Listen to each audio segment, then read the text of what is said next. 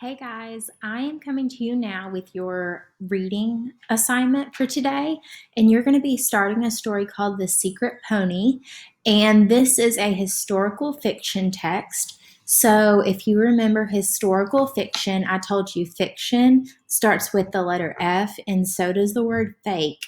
So, fiction means that it's a made up story by the author, but historical means that it will reflect some things that happened in history that could seem like they were real, seem like they were really true.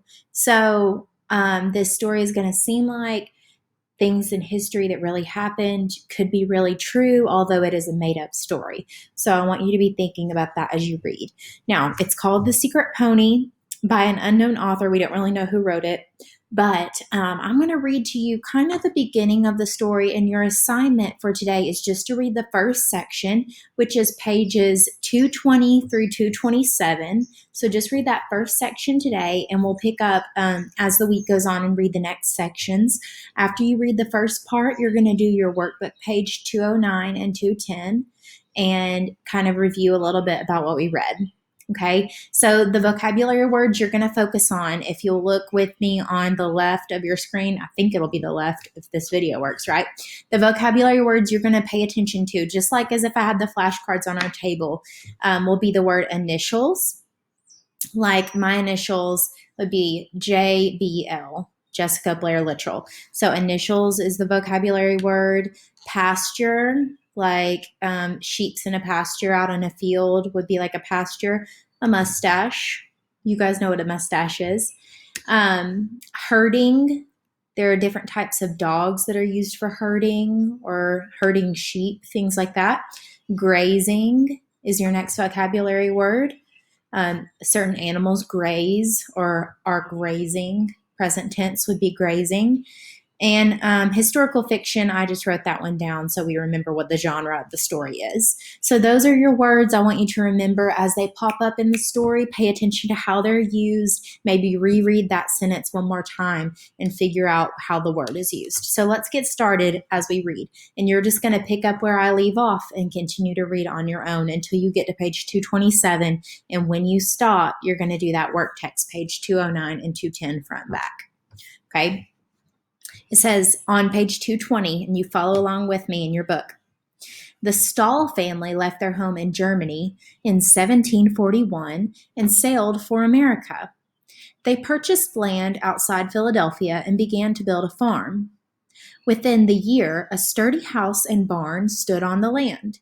Then the family turned their attention to building fences and farming.